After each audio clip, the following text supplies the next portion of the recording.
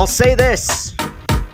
It's just nice to win one. In the words of Kevin Malone. I mean, my goodness, what a brutal week of Detroit Tiger baseball. We are going to talk all about that. That'll be our primary focus. Could be somewhat of a quick show. I know I always say that, but then it ends up going long. But yeah, obviously we got to talk about what was the worst week of the season for the Tigers. Only the blow is lessened only because they did come out firing a bit in their last game against the Blue Jays and were able to win at least one game in that series. But this team's at something of a crossroads, and we will talk about it before we jump into the meat and potatoes of the show. You can follow me on Twitter at Castellani2014. You can find us on TikTok. If you're watching this on YouTube, hit that like button, hit that subscribe button. If you want to find this in audio form, you can find us on Apple Podcasts. You can find us on Spotify. Also, every single thing that Austin and I create is being uploaded to CastellaniContent.com. That is getting updated every single day with content, especially Tiger videos. All right, let's jump right into it.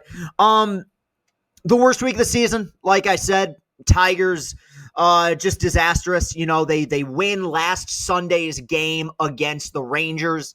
That was a tightly contested game, a great Scooble start where you thought maybe this is going to allow them to get off the mat a little bit. It didn't. They get swept on the road at PNC by the Pirates, who stink. I mean, the Pirates started the second half getting swept by the Chicago White Sox. If you have any indication of where that team is at or where that organization is at, they will be sellers at the deadline. Just thumped Detroit. And I mean, look, when it rains, it pours is kind of the perfect description of this last week because, yeah, the Tigers played poorly and there's no way around it. And I am going to discuss that, but they also couldn't catch a break just because, you know, 4/5 of Pittsburgh's rotation isn't Paul Skeens, and yet 1/3 of the games that you had to play against them, you had to go up against arguably the best pitcher in the world, at the very least, the best pitcher in the National League, and he shut you down. But it was a miserable series. They played an ugly series. They made errors. They made mistakes. They didn't pitch particularly well. They were completely shut down by Pittsburgh's pitching. I mean, you would have thought Pittsburgh's rotation was the 95 Braves with the way that they were tossing the ball. You know, Bailey Falter and these guys were just, I mean, it seemed like they were barely even breaking a sweat. Super ugly. And really a disastrous series. I guess the one, I don't want to twist it into a positive, but the Tigers hadn't had a series like that all year. And so I said to myself, look, it's embarrassing. These things are going to happen. One of those games was a Skeens day, and then they just didn't play good baseball. They didn't play good, clean, fundamental baseball, but you are headed back home to Comerica for a 4-game set against a first-place team. You've generally played pretty well against teams like this. You've played very well at home. Your rotation lines up. Let's see what you can do. And they lost 3 out of 4, including the first 3 in this series, salvaged only by the fact that they got a very good Jack Flaherty outing on Sunday, 6 scoreless frames. Glaber with one of the biggest swings, just in terms of momentum of the entire season, hits a 3-run home run off of Max Scherzer on a day where Max was great. Max Scherzer turned 41 on Sunday. That boy does not have 41-year-old stuff. Okay, I mean, he can still get it up there to the mid 90s. Off-speed stuff still excellent. I still love watching Max Scherzer pitch. One of the best pitchers easily of his generation. But Tigers pitching held him down. There were a disaster in the bullpen in the 9th inning, but thankfully they were up 10-0 at that point. Blew up with a 7-run bottom of the 8th to really put that game on ice, though with this bullpen, you can never really tell. Look, when the Tigers lose nowadays, and especially when they're going through a losing streak, you make it into content because you have to. That's what I do with this team, right? But it used to be that when the Tigers lost, there was this almost masochistic element that I look forward to just because I felt like I could make something entertaining out of it. Now that the Tigers are good and I've seen them make the playoffs and they're currently leading the division by 8 games, when they lose, especially the way that they lost those games to Toronto, I just get depressed. Like, I'll just get angry and act like a child. I mean, I just don't like seeing my team lose. And here's what I took away from this most recent week. Let's break it down. Number one is that, and maybe this is my fault here, I'm still scarred by the past. And despite the fact that we are coming up on now a full calendar year of the Tigers being, from a record standpoint, one of the best teams in baseball, every time I see them falter, every time I see them struggle, every time they go on some sort of losing streak, whether it be 2 games, 3 games, 5 games, what have you, in the back of my mind, I still have this scarring thinking to myself, the real Tigers are back.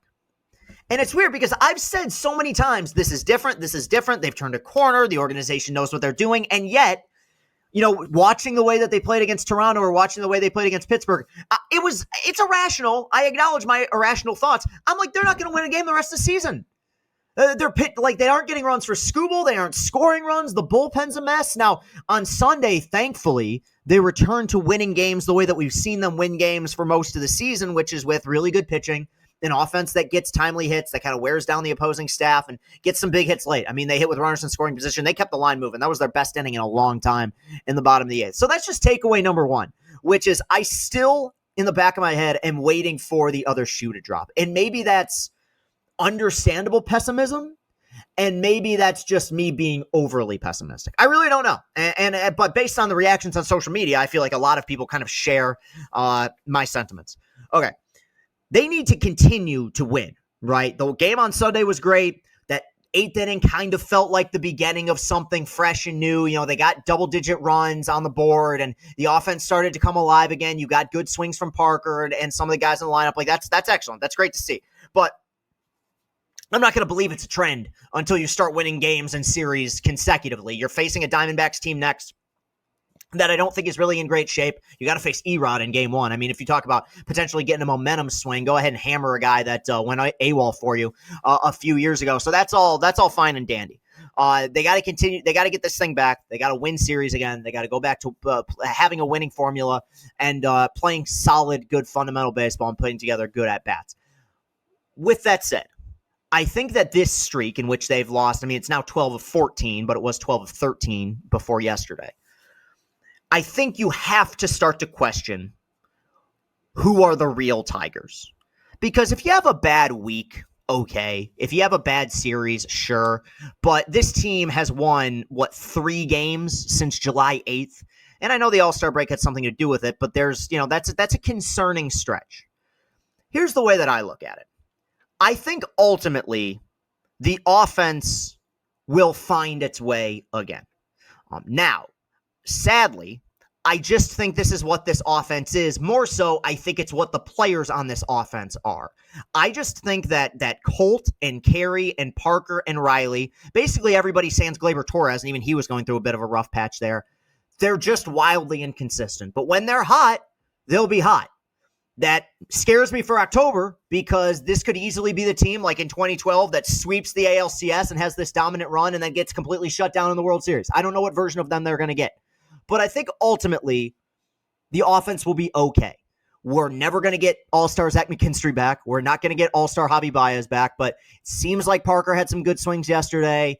Vierling's had some moments the last week or so. Maybe there's something there. The starting staff, I think, will be fine. Skubal has continued to get better. It's ridiculous, right? Reese had a rough outing, though he did pitch into the 6th against the Blue Jays. I still like Reese a lot. I think if everyone's pitching their best, he's the number 2 in this rotation.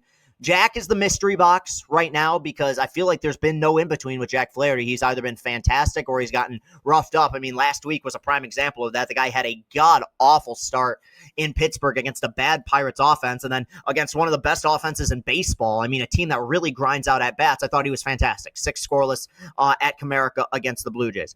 And then you have Mize and whoever the 5th guy is, Melton, Cater Montero, what have you. You can kind of roll the dice every 5th day if you want, unless you add a guy. I think the starting staff as a whole is serviceable, good enough, right? I'm for the record, I'm for adding any way you want, at any position, but that's just my take.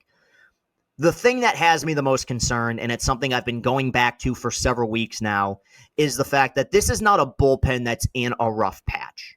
Last year's bullpen had a rough patch. There was a patch in May to June where everyone was kind of struggling, and I think that they played a lot of close games early, and it was just an example of overusage. This pen is bad. There's no way around it, and if you want to say, well, what about these numbers, and they're okay from this metric, I'm sure they are. The eye test, I think, when it comes to bullpens, tells a much different story. There are the guys that you trust, and then there's the guys with good numbers who you have no faith in at all. For instance, Brendan Hanafy's been really darn good over the last month, right? Do I trust that guy in high leverage against a great lineup in a one-run game in October? No, I don't, right? Same with Herter, same with Canely, same with a lot of these guys. I mean, you had a 10-run lead going into the top of the ninth on Sunday against the Blue Jays, and you still had to get Will Vest back up and warming just in case they blew it. Ended up giving up 5 runs in the ninth. Tying run, thankfully, never came to the plate, but I think that's pretty much indicative of where this ball club, or this bullpen especially, is at right now. There's just not a whole lot of swing and miss, and you can tell the front office is feeling it. I mean, they've had to spin the wheel of free agent relievers with the Carlos Hernandezes and the Dietrich Ends and the Luke Jacksons of the world. This is the unit that needs to get fixed the most at the deadline. Now, I'm for adding anywhere. I'm for getting another starting pitcher. I'm for getting a third baseman. I'm for doing everything possible to make your team better. But if I'm putting myself in the mindset of Scott Harris, I will listen to the belief or listen to the argument that the offense will find its footing again. I will listen to the argument that the starting staff will be able to sustain itself outside of just Tarek Skubal. We've seen enough good baseball here from Reese Olson, from Jack Flaherty, and from Casey Mize to give them the benefit of the doubt in a playoff format scenario. The same cannot be said about this bullpen, and I am going to hammer this point home until we get to the deadline. This team needs at least 2 really good late inning relievers, because when it's a close game in the 7th inning or even before that, right? Yeah, you know what? Holton's been better, and I think Holton has his purpose, but I'm talking about these high-octane, mid to late relief guys, these setup guys for Will Vest in the ninth. They just don't have that right now, and no lead is safe or sacred with this pen, and it will cost them games, and it has cost them games. Now, to kind of take a step back and look at the big picture, because I was very hard on this team over the weekend. I was really critical, and again, I that goes back to maybe some of the past trauma that I've experienced with this ball club. But look, the way I look at it now, Tigers are now 8 games up. All right, they were 15 games up at one point. Cleveland lost yesterday. Detroit won, so it's 8 games, which is nice. You know, Tigers have won 1 game, which is, you know, hopefully the beginning of a winning streak. Do I still see the Tigers winning this division? Yes, I do. Okay. This is obviously spoken by someone who just saw a win. I might have felt a little bit differently. I am nothing but a victim of the moment sometimes, but I do still think this division will be theirs, in large part because of the fact that, unlike last season when Detroit got crazy hot and stepped up, I don't see any other team in this division getting off the mat and becoming red hot the way that Detroit did a year ago. You know, when people use the words like collapse, a collapse is a two-way street.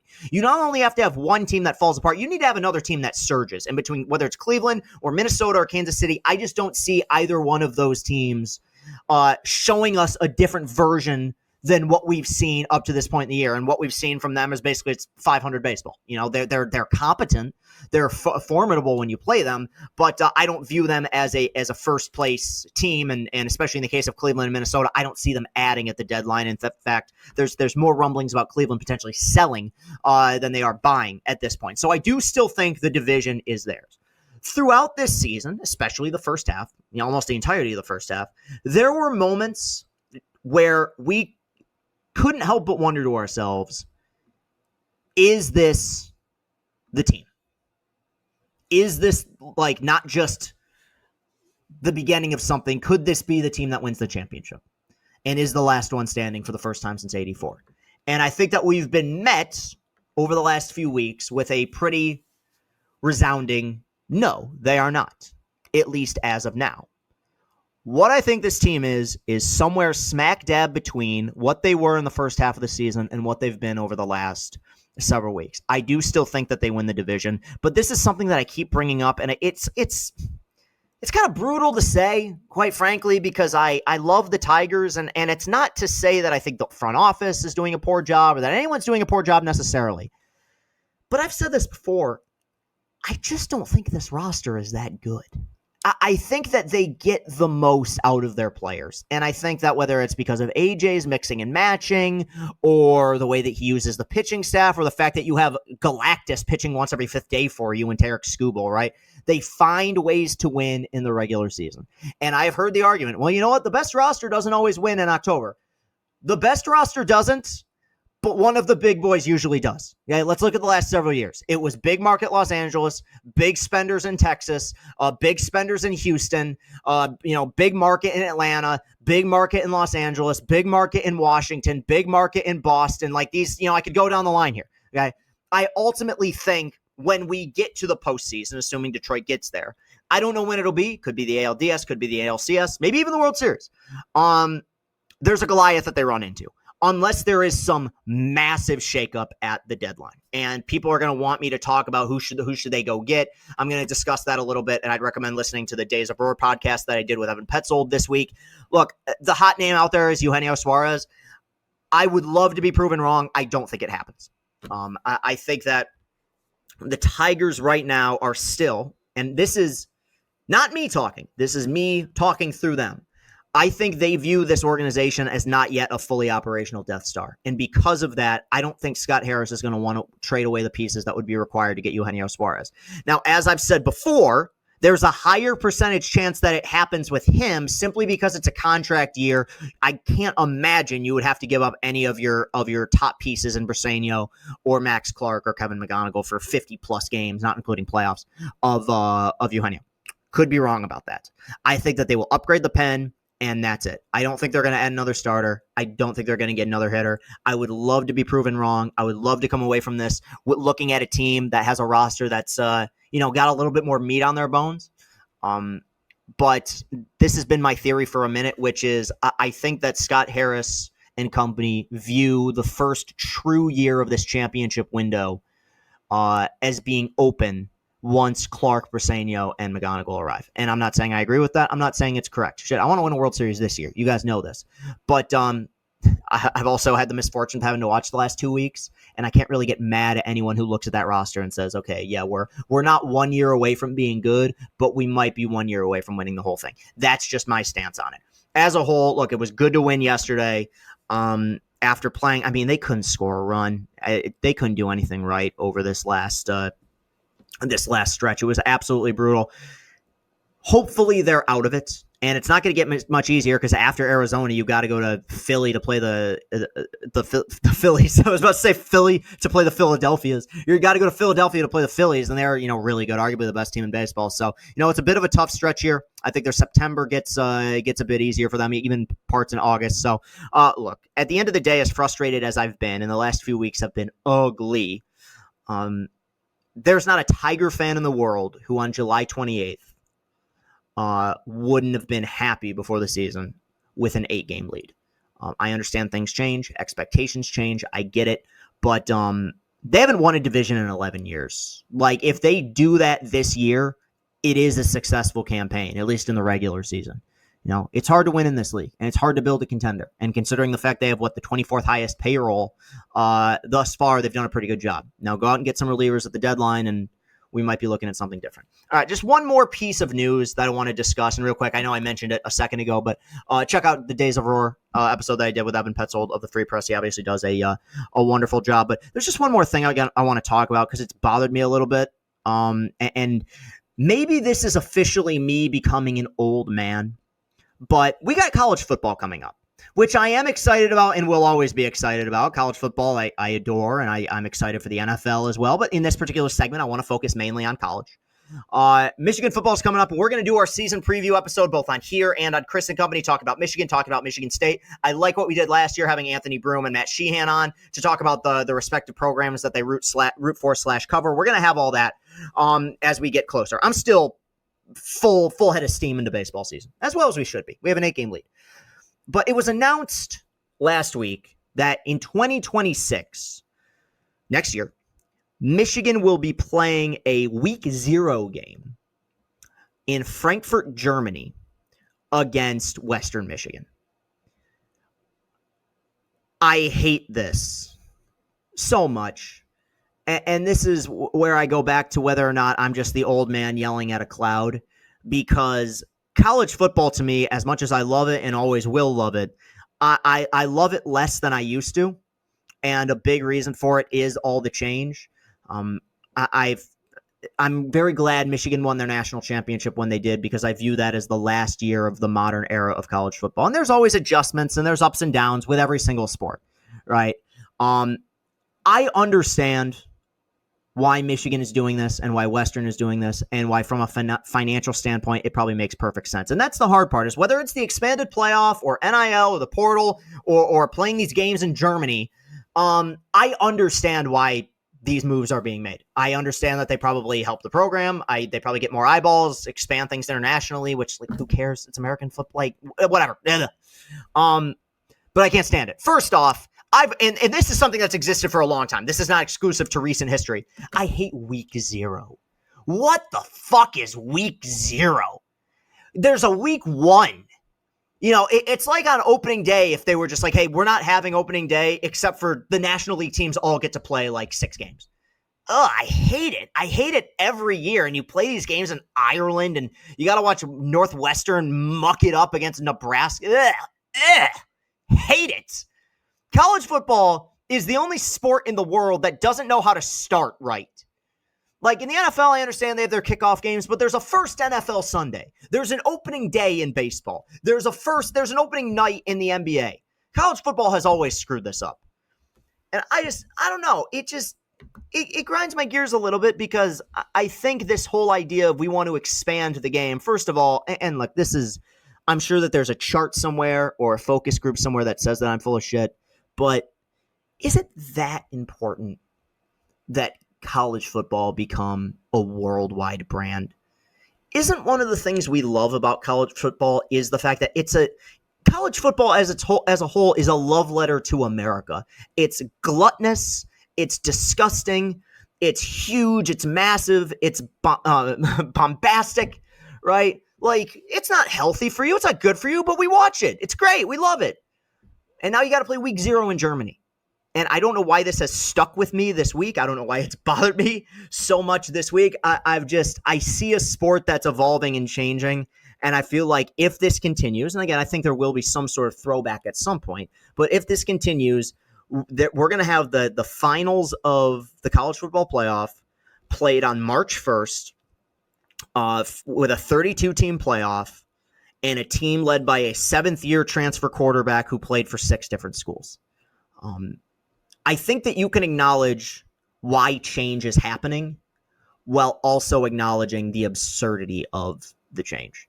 And I think that one of the things that makes college football very special for all people, whether it's a team like Michigan that has competed for and won national championships, or it's a team that's just fighting to make a bowl game, it's that there's only a finite amount of games. And that every game, whether you're playing Arkansas State or Ohio State, feels important. You know, season tickets sell for a reason. You know, guys tailgate for a reason. And I understand for the diehards, I'm sure that they'll have a blast going to Germany and watching week 0 game. That's fine.